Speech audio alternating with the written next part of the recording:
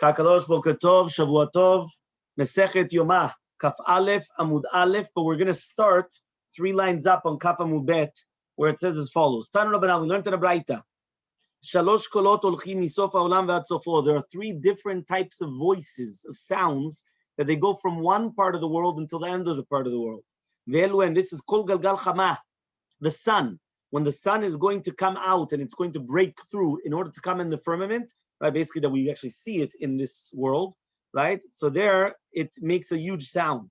Kol hamona shel Romi, right? The voice, the sound of all the people in Rome, right? This is actually makes a lot of sense with what we spoke about. I think it was 2 Shabbatot ago, where we said that Rabbi Akiva, at the end of Makot there, when Rabbi Akiva and his friends were walking, and they heard the call of the shuk of Rome, and they were crying, right? And Rabbi Akiva was laughing, and but 1 second, where's Rabbi Akiva? He was at the time of the destruction, but it was in Eretz Yisrael, it wasn't in Rome. But it was a concept of Kol Hamona Shel Romi. And number 3, Kol Neshama B'Shashi Yotza Min Haguf, the Kol of Neshama when it's coming out of the body, and some people say also the Kol Leida, when a woman gives birth. So everyone hears about that, yeah? So V'yesh Omrim, and some people say also Ridya. Ridya is the one of basically the malach when he's going to come and going to give water for the rain in order that everything should get rain. So therefore also it's going to have, right? It's going to give a lot, okay? It's going to make a lot of noise. So it says here, however, though, Rabbanan Rachame Anishama, the rabbis came and they put, right? They gave a lot of, they started praying a lot in order that it should have mercy on the neshama. B'shas yotze min haguf betruhu. Right? I think we mentioned this on Friday, it would be, imagine how traumatic it would be if at the time of the neshama leaving, it would make such a scream or such a noise, right, that everyone in the world will be able to hear it. Yeah, it's powerful. Even the people that are there during the time of Shat Yitziat Neshama, it's already traumatic. So imagine what it is, right, if everyone would be able to, so therefore the rabbis came to ask for mercy, they annulled it. So now it doesn't make any noise, right? What does that mean, doesn't make any noise? Meaning that it's not going to be heard in the entire world, okay? If you just think about it, they say always that a person is born every second and a person dies every 2 seconds or something like that. I don't know, I think it's a famous saying that people say. So imagine if every single time, here we said kol leida, and then kol shaneshama, every single second you would be hearing a scream from one part of the world to another part of the world. Because then it would be powerful. Fine. Tanya Kavate de Rabbi Shila. So we learned a Braita in accordance to Rabbi Shila. Remember that Rabbi Shila said that the gever that was mentioned in the Mishnah was not the gever a human being, but rather a gever of ternegol. Okay? So it's the rooster. So it says like this, Hayotzel derech kodem kriyat gever damo berosho. If somebody's going to go out in the middle of the night before the kriyat gever, damo berosho. Why? Because he put himself in sakana, because usually there's mazikin and other things. We always know the Gemara that a person should always go out bechitov, nechnas bechitov, which means that a person always should go during the day. Once it's at nighttime, that's when the times when you have all the robbers, you have the mazikin, you have this, you have that. It's not a smart thing to do. Okay? Rabbi Yoshia. Those days was like more dangerous. No, 100%. Nowadays, some people say it's a little bit less because, first of all, if you're going to tell me the robbers, technically there still is. If you're going to tell me it's mazikin, because there's so much light outside, right, and we're within the cities, so therefore there's much less mazikin common. Whether it was because Abaye came and he divorced them, right? Abaye, you have to remember, Abaye got rid of the mazikin inside of the city. Plus, whenever you're going to have a lot of light, so therefore it's much less of a problem, right? That was the entire concept. A person's by himself at home at night, right, and he's going to sleep by himself. What does he do? He leaves the light on. Why does he leave the light on? Because that's considered as if that it's in the middle of the day. Once it's middle of the day, the mazikin don't bother him so much. So that's why obviously now it's a little bit better. But again, even with that, people still say that it's still not the best. Okay, maybe it's not the Mambar Show anymore, but it's not. Yeah. So he says now like this. Rabbi Yoshia Omer, Rabbi Yoshia says, right? He says ad shishne, which means that a person is going to come. He still has damo berosho as long as the gever did not call twice, meaning that the Tarnagol, he doesn't only call out once. He's Yishne, he does it twice. So he says until the second time, it's still Damo B'Rosho. Some people say, no, that even after the second one, it's still Damo B'Rosho. Achi Shalesh, until the third time that he's going to call out. Ube'eze Tarnagol Amru. Which Tarnagol are we talking about? Tarnagol Benoni. A Tarnagol Benoni, which means that tarnegolim, some tarnegolim are trigger happy, right? Just like people. Some people are trigger happy. Yeah, and some people, they're, how do you call it? They're late response. Yeah, late responses, right? So therefore, you have both. You what? So it's average. Benoni means average. What does that mean? By the way, you should know that it happens all the time. I see it all the time by answering Amen, Baruch Hu, Baruch Shemo, right? You come, you say, Shovero Evim Machnia, you already hear Amen. I did it purposely twice, right? That I stop. Shovero Evim Machnia mi, and I stop purposely. They already answered Amen. I'm like, Aywa, Amen on what? Meaning the fact that I stopped proved to you, and you're already answering Amen, already proved to you that you're trigger happy. Don't be trigger happy. Wait until you finish and then answer Amen. So then the guy realized. So after that, he became a little bit better. But you have to train them. Because if not, Amen. Amen. I didn't even say the word.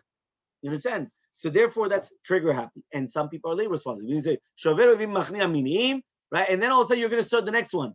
When you already started the next one, now they're answering Amen. You're like, also, you understand? So it has to be Benoni. Benoni means in the middle ground, right? So sometimes Negolim, they're too fast.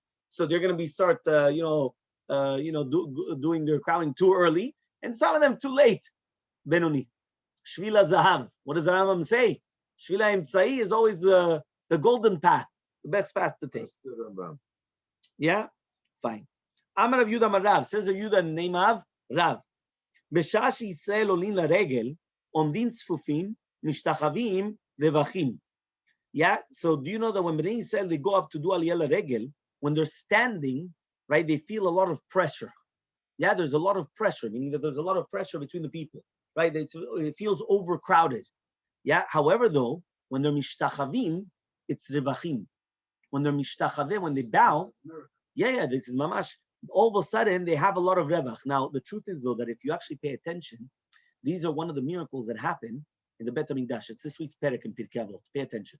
This week's perek, it's all the asara, all the different, asara mamarot, asara dorot, asara nisim karubi Bet HaMikdash, and asara nisim alayam, and all this. Everything was asara. There's a lot of things of asara. One of the miracles of the Bet HaMikdash is this. Omdim tzfufim, mishtachavim revachim. Now, why? So he says, right, if you pay attention over there, it says that the reason why is because when they were mishtachavim, many times they used to do vidui. In order that I wouldn't hear the vidui of my friend, it was mishtachavim revachim. Why? Imagine right now, I'm right behind John Jack. Yeah, and all of a sudden, John Jack hears what the Avirah that I just did yesterday. He's going to turn around, going to look at me. Look at this guy. What's going on over here? You understand? So what happened? The nest is that all of a sudden, when we had to come and start bowing down, yeah, and we had to do vidui, all of a sudden, everyone had the space, right? That's it. Yeah, all of a sudden, everyone had the space that nobody would ever hear. It says here. It says in the footnote. Rashi. Because of this, that they said like that. They said there were never. First of all, there was no chairs in the Belamim. Right. So the minute they walk in, they were standing until they left. Exactly. There was no such thing as chairs. 100%. Yeah. There's no chairs. Yeah. Hours standing. Hours. Yeah, that's the way it is. Here we complaining 1 minute cannot see. Is that you can't? Yeah, 100%. Here it says. היה מתרחב המקום דרך נס שעד שכל אחד יכול להשתחוות ברווח במרחק של 4 אמו מחברו כדי שהוא ישמע איש את וידוי חברו שאמרו בששת המשתחווים ויתבייש. It's Rashi. And then he says also look in the ויקרא רבה ועוד רבי נתן מרשה. So this also was the same miracle that happened just like in the Shalosh Regalim as well. Okay, so this was the miracle. The miracle was nobody would be able to hear, yeah, what was going on. Yeah, ונמשכים Achat Asriama. So they continued. It says over here they were with Toch Dochak until the 11 Amot, right? Me'achore bet HaKaporet, which was behind the Kaporet, which means if you remember, behind the Kodesh HaKodashim, behind that building of the Echal and the Ulam, behind there was the Achat Asriama, right? Even until there, it was all jam-packed. You have the picture. Maybe I should get out the picture. The thing over here. These are the 11 Amot behind the Kodesh HaKodashim. So this 11, it was jam-packed the entire thing. You understand? Now it says, so it says that they continued even until the Achorei HaKaporet behind the Kodesh HaKodashim, that was jam-packed. So says the Gemara, my kamad, if it was such a ness, right? So why did they have to go which means if you're already going to tell me there was such a miracle, so why did they have to go behind the kaporet in order to do this as well? So it says the Gemara Haki Kama. This is what it means to say. Even though there was no room, so they had to go even behind the kaporet because there was no room. They were tight, but all of a sudden, when they bowed, everyone had space. It was mamash a miracle, right? That all of a sudden they had to bow, they had to do it. All of a sudden, everyone had space. And this is one of the 10 miracles that they had in the Bet HaMikdash. The Tzranas we learned in Pirkei Avot, this Perek. So this is the Shabbat. Yeah, Perek Hey, Mishnah Hey.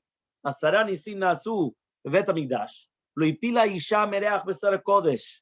A woman never had a miscarriage from the smell of the meat in the Kodesh, right? Why? Think about it. Usually some women, they were just, that's it. And they went to the Bet HaMikdash when they were pregnant, but never. It never once happened that she said that, oh, it's a bad smell. Nothing, right? Always. It never became rotten, right? Never did the meat in the Bet HaMikdash become rotten.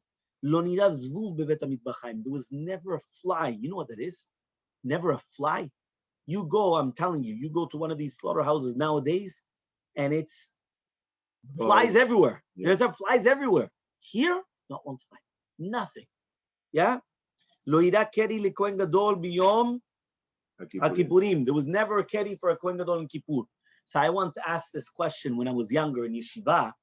How could you even why is that a miracle? So this is a Kohen Gadol, and we're not talking about the second Bet HaMikdash where they were paying to get in. You understand? Meaning even the first Bet HaMikdash. We're talking about even tzaddikim. So what does that mean? You're going to tell me on Kippur the Kohen Gadol is going to see Keri? So there's a famous Ben Ish Chai on this, beautiful Ben Ish Chai, and he wants to say that the Satan is so strong, right? That's why it's like bechavana going to happen. But that's why it was a miracle. It never actually did happen. Yeah. So he comes and he says.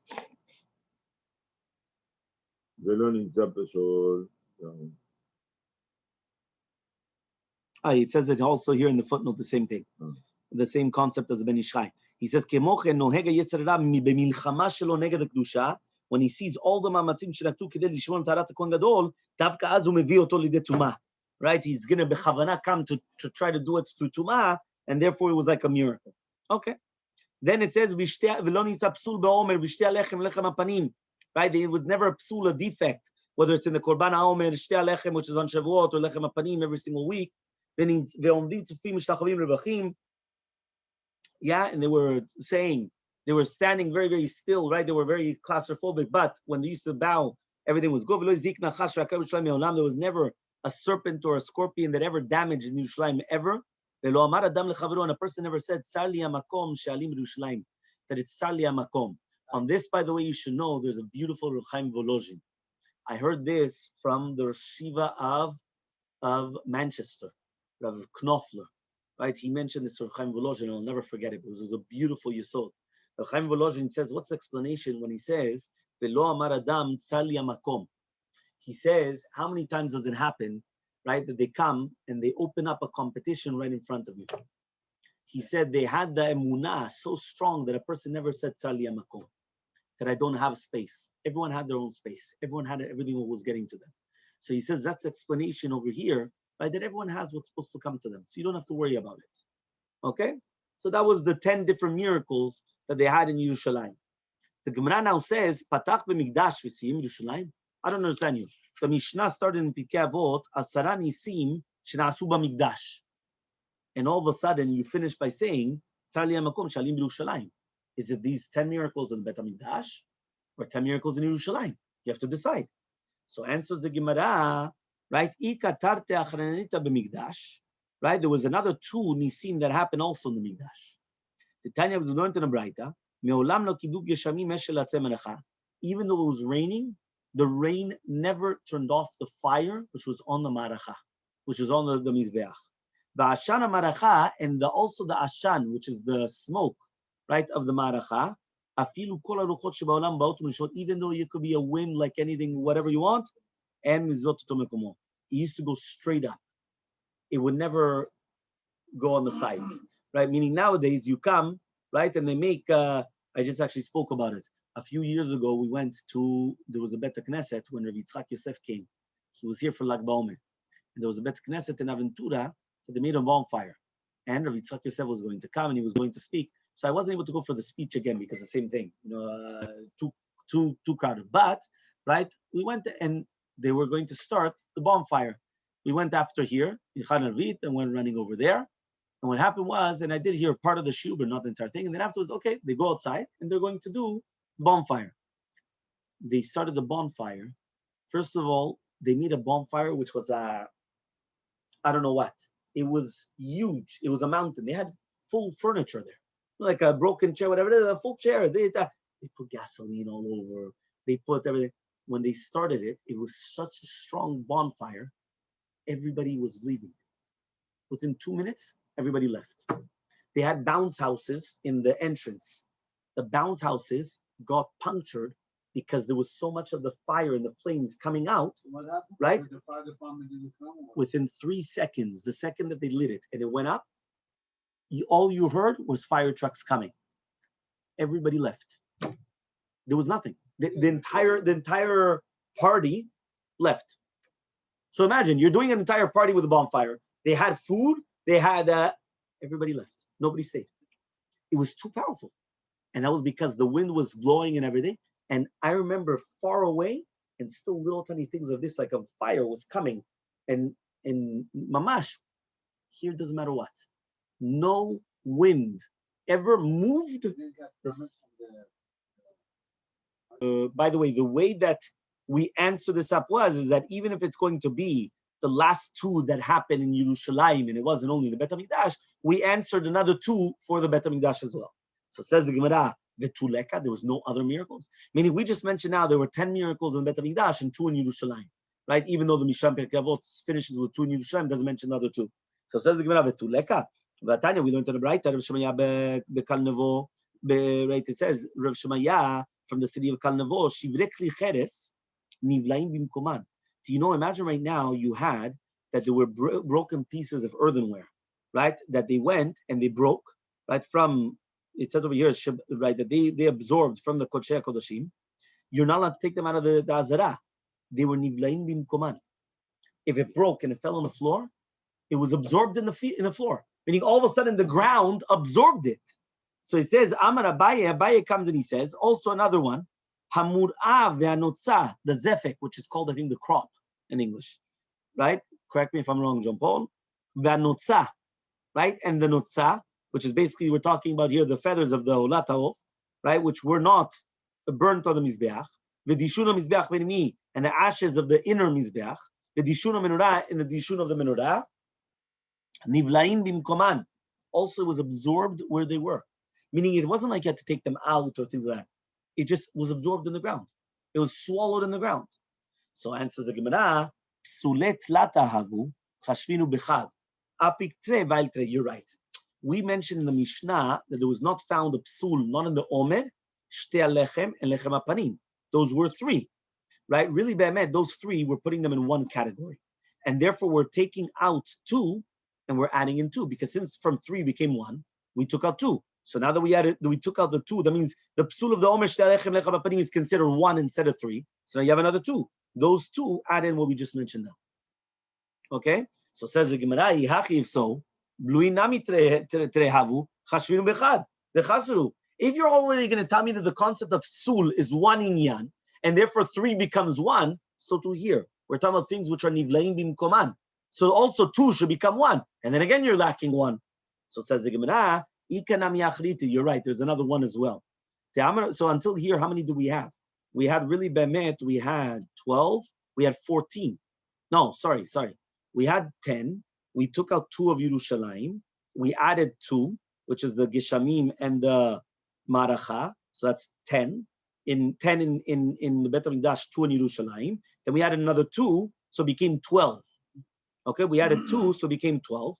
And now we're saying, right, now there's another one also as well. So it's actually going to be 13 in total. Even though you're right, the way that we're going to group them up is going to be different. It says, Ikanami achrite, damar shub levi. Nes kadol haya naasa belechem hapanim. There was an incredible miracle that happened by the lechem hapanim. Siluko kesiduro. the way that you took it out was the exact same way that the way that you put it on, which means just like when you put it on, it was hot, it was fresh, it was, you know what it is. Hot bread is something incredible. You can never compare regular bread and warm bread. When bread is hot, it's something completely different. Shneimar, how do we know? It says in the pasuk, "Lasum lechem chom biyom ilakecho." It was hot all the time. Yeah, that means the same way that they took it off was just like the way they put it. So it was like as if that it just came out of the oven. So imagine. The whole week was like I'd say that was a miracle. So that's 13. So says the Gemara, the tuleka, there's no more. The Amar, Rabbi Levi says, Davar ze masor biyadenu me'avotenu. We have a masoret right in our hands. Mekom Aaron eno min hamidah. It says the place of the Aaron of the Kodesh Kodashim is not min hamidah. Yeah, he didn't actually, doesn't, meaning the actual place of the Aaron in the Kodesh Kodashim was not part of the measure. Meaning if you're going to start taking measurements, it's just not there. It's physically not possible for there to be there. The Amar of Naim and Shmuel, Keruvim also Masechet Yoma. The Keruvim which Shlomo Melech made in the Kodesh Kodashim were also benes. Why? Because there was no space. Meaning, if you're going to come be'emet and start taking a ruler, a measure, and start measuring, it's not there. So therefore, the fact that it's there, it's a miracle, because how can it not minimize space? Yeah? So that was also another miracle. So says the Gemara, Nisa debraye kachashav. Nisa, we're only talking about the miracles which happen outside of the Kodesh Kodashim, right? So everyone could see it, not the ones inside. Meaning, nisim that happen inside the Kodesh Kodashim, who sees the Kodesh Kodashim? Nobody. Who sees the Kodesh Kodashim? Only the Kohen Gadol. And usually has to be Kippur or things like that. You understand? It's not every single day. Remember, even when they used to have to come and do renovations of the Kodesh Kodashim, they had to come in like on top of these like ladders type of things which were reeled down, and all the rest of the Kodesh Kodashim was covered. So they only had like a certain chelik. They couldn't see everything else. So therefore, we only mentioned the miracles that happen on the outside, not on the inside. So says the Gemara, 1 second. Yihachi lechem apanim nami. He said the Gavai, 1 second. The lechem apanim is also inside of the echal. It wasn't seen by everybody. So says the Gemara, no. Lechem apanim is still considered nisi debraihu. The Amar Shakish. It wasn't meaning in the pasuk al shulchan tahor. Tahor mikal shu tameh. What tahor means that it can become tameh. How can it become? What does that mean? Right. So says the Gemara on Kafalef Amubet, Kli etz asui lenachatu. Why? Because the shulchan is considered a kli etz, a wooden utensil which is fixed, right? So it says v'chol kli etz asui lenachat eno mekabel tuma. It's not going to be mekabel tuma, okay? V'chotzetz bifnei tuma. It's going to do chatzitza in front of the tuma. So why does it have to say then that it's going to be tahor? Ela melamed, but rather they teach us shemagmin oto leole regalim. They actually used to take it and they used to metaltel it from sometimes in order to show it to the ole regalim. Vayu omrim lahem, and they used to tell them, meaning sometimes they used to pick up the shulchan and take it around, do the rounds. And when they used to go around, they used to show everybody, the ole regalim, look, this is how much HaKadosh Baruch Hu loves you.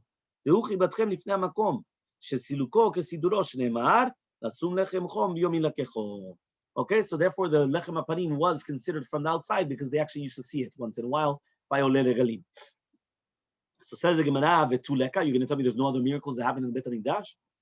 Ve'amar Rav Ashaya, says Rav Ashaya, "B'shah shebana Shlomo Beit Hamikdash." When Shlomo Melech built the Beit Hamikdash, natabo kol minei megadim shel zahav. He planted a whole bunch of different things of gold. Vayu motzim pirotem bizmanan, and he used to come and he used to take out their fruits in the proper time. Usharuach ben Sheva by noshrin. But when the wind came, the fruits used to come down. But the second that the goyim came inside the echal, yavesh, everything became dry. HaKadosh Baruch Hu will bring us back these trees. So you see from here, Kavod Lebanon, which is the perot, the fact that the fruits were coming forth, that was actually kilu a nes, right? That happened. So why isn't this also brought down, the nes of the fruits that were in the Bet HaMikdash? Interesting where exactly he put this. It's mashma mamash in the actual Bet HaMikdash itself that they had the trees with fruits, fruit trees. Oh wow! Here it says that the Kohanim actually had money. They were getting money. They were getting their parnasah from selling these fruits. So Gemara later on, Lametet Mubet. Okay, there's no sameach. How could you? Why isn't it not a problem of milah? What? To everybody. Meaning the Kohanim used to sell us, we're Yisraelim. So we used to be sold fruits, golden fruits. So Perot zahav. Perot zahav. Huh? what does it mean? Ma'achali? Yeah, food. They eat it. How we would eat it there, or where we would? Well, I guess you would eat it anywhere. But that's why the Or Sameach asks, why is it not a problem of Milah? But the Kohanim used to, that's a Gemara later on. Lametet Amud Bet. Fine. So answers the Gemara, Nise de Kavia, right? Laka Chashiv. He says, no, the Tana is not mentioning anything about Metziut, which is not going to be Kavua. Only things which are going to be Mizman Lizman, which means this was always Kavua, all the time. Right? Because if you're going to tell me that they planted these trees there, Shlomo Melech already planted it there, and therefore it stayed there the entire time. So therefore it's something kavua. It's not coming from time to time. So says the Gemara, 1 second. Hasha datilachi. But now that you just said this answer in the maskana, Aronu kruvim nami is the same thing. He said the kavua nino. So it's also kavua, right? So then says the Gemara, yeah, but 1 second. What about then, right? Amar Mor, right? He says va'ashana maracha. I thought we were going to ask this question, but it didn't. Now we're going back to the Ashan Maracha. Because I was going to ask, 1 second, if it's going to be Kavua, but it's not true, because Ashan Maracha, well, I guess, was not all the time. I guess it was only certain times. You understand? Meaning it wasn't 24/7. It was only, I guess, certain times. So says the Gemara, Amar Mor, yeah, Kafalaf Amubet.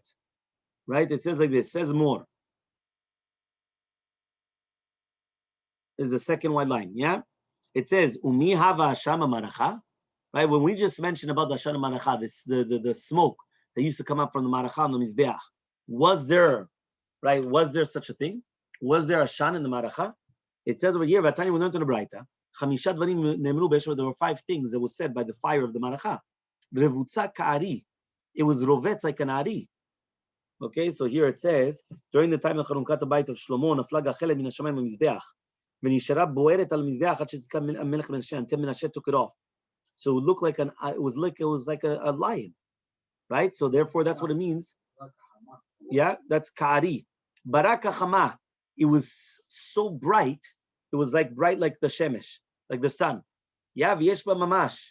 Right? It was tangible. It was something here. The shalhevet was something. It wasn't like nowadays. Many times you come and you see, and it's like an artificial fire. It's not a real flame. It was mamash a real flame.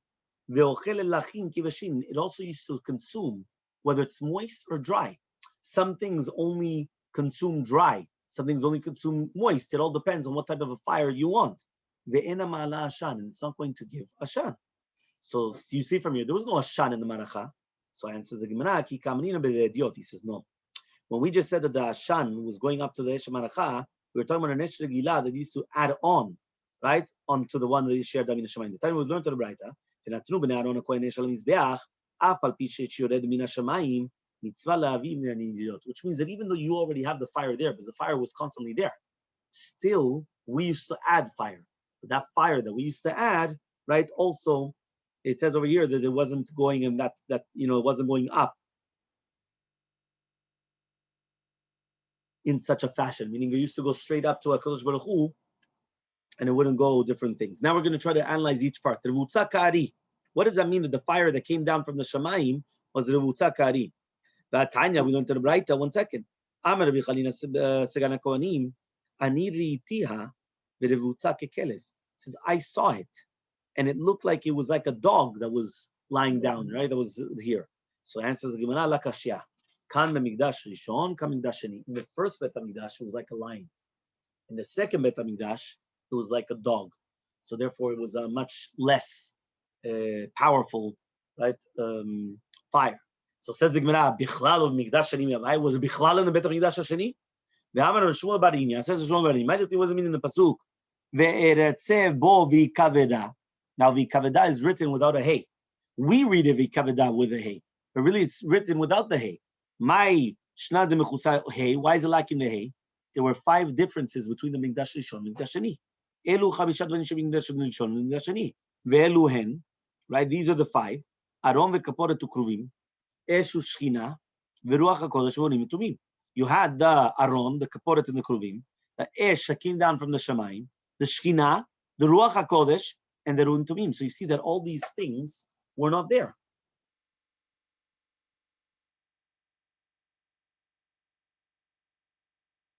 So here it says that the king Yoshiyahu, he put in Geniza, before it was destroyed, he put in Geniza the Aron and the Kruvim. And even for the second Bet HaMikdash, they didn't take it out. So because of that, there was no Aron and Kruvim, right? There was the Esh that came down from the Shamayim, the Shekhinah that was in the Bet HaMikdash, the Ruach HaKodesh. So these are 5 things. So here it says there was no fire at all. Not that there was a fire and it was like a dog. They said, yes. Hava, there was a fire that came down also during Binyan Sheni, but it wouldn't actually help in the consuming of the korbanot. Yeah, meaning the first one, that was actually helping consume. Here it wasn't helping consume. Okay? Tanu Rabbanan, we learned to the right, Shesh Ishoten. There are 6 types of fires. Yesh ochelet ve'eno shota. There's one that consumes but doesn't drink. Yesh shota ve'eno ochelet. One that drinks that doesn't consume. Yeah? V'yesh ochelet ve'shota. Some people eat and drink. V'yesh ochelet lachin kiveshin. There's some people that they're eating, right? The moist like dry. V'yesh esh doche esh. There's a fire that pushes off another fire. V'yesh esh ochelet esh. And then there's a fire that consumes another fire. Now we're going to explain each one also. What does that mean in all these fires? So yesh esh ochelet ve'neshota. There's a fire that eats but does not drink. Hadidan. That's our fire. Which means when we come and we start burning things, it only burns things which are consume, meaning not liquids. How do you say? Dry. Dry, but objects, like dry objects, right? But not liquids. Okay? Shota ve'nochelet dechulin. It says here chom avakadachat. Right? When a person gets fever, right? Right? It doesn't cause him to eat, it causes him to drink. So that's a fire which actually causes to drink, consumes the drink, the liquids in the body, but not the food in the body. So therefore, another solids, that's the word, solids. So therefore, the solids, he's not hungry. When a person has a fever, he's not hungry, but he becomes very thirsty. Why is he very thirsty? Because he's lacking the liquids, because the fire destroys the liquids. Both, Eliyahu. The fire that came down Mina Shamayim from Eliyahu Navi was that. That even the water, that means not only did it consume the etzim, avanim, the afar, even the water it consumed. So you see from here, it did both. Ochelet lachin kiveshin, dry and moist. That was the maracha. Okay, why? Because we mentioned above. It was also liquids and also solids, both used to consume. Yesh esh doche esh, Gabriel. The fire of Gabriel Malach, when he was saving Chananya, Mishael, Azariah, during when Nebuchadnezzar came and threw them into the fiery furnace, his fire pushed away the other fire. Meaning he used one fire to push away another fire. Okay?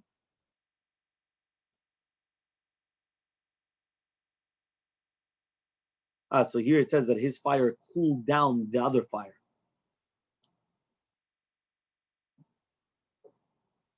So it says here he did that purposely, so the people that came and that threw them in got burnt, but the people inside it were not burnt. So he basically like increased the potence of it in order to burn the people that threw them into the fire, but they themselves that were there in the fire, nothing happened to them. Right? The yesh esh ochelet esh, that's a shechina. The Amar More says, right? This is during the time when he wanted to come and create the human beings, and there were some malachei Hashem that he didn't want. He put his hand into it and he burnt them. So you see, a fire burns another fire. Meaning the fire of Hashem just consumed these malachim which are made out of fire, and therefore it's esh sorefet esh or chelet esh, not just that it's a doche esh. Okay. Then the Gemara says, "V'ashar marachot, right? Amaracha, afilu kol rochosh ba'olam and mezizot oto b'mkomot." That means the ashan, even though you had all the winds, it wouldn't move it from its place. So it says over there, the Vamar Vitza Baravdimi, he says Vitza Baravdimi, b'motzei yom tov ha'acharon shel chag, or motzei yom tov ha'acharon of chag, of motzei shemini, meaning motzei shemini atzeret. Hakol tzofim la'ashan ha'maracha. Everyone used to look at the ashan ha'maracha to see how was the gzar din to do with the year. Why? Because when it used to go to a certain kivun, they knew where the wind was coming from, the kivun hasheni, and that was a siman how it was going to be the entire year. So you see from here that it was blowing in a certain direction. It wasn't just going straight up. Notekla pesafon, if it was going towards the north, that means there was a southern wind coming, so it's blowing towards the north. Anim smechim, so the poor people were very happy, but the baalei batim, the rich people, were very sad. Why? There's going to be a lot of rain. And then what happens is that all the balabatim, right, the rich people, all their things are going to go rotten. Right? Why? Because there's a lot of rain. If it was going towards the south, right, that means there was a northern wind coming. So the anim were sad, but the balabatim, the rich people, were happy. Why? Because then there was going to be very little rain. Then they were going to have their perot, they were going to be watched over. If it went towards the east, everybody's going to be happy. Because then the rain was going to be exactly what they needed for, in order to make sure that everything was going to be beshefa, but it wasn't going to be too much that it was going to rot. But if it was towards the west, and you go easter wind, so then everyone was upset, right? Even the poor people and the rich people. Because then what happens is it's very, very dry, and then it dries everything up. And then what happens is it starts hunger. So says the Gemara, so you see from here, how could you tell me that the Hashana Manacha never moved? They always used to look at it on Motzei Shemini Atzeret in order to see what the direction is of the year.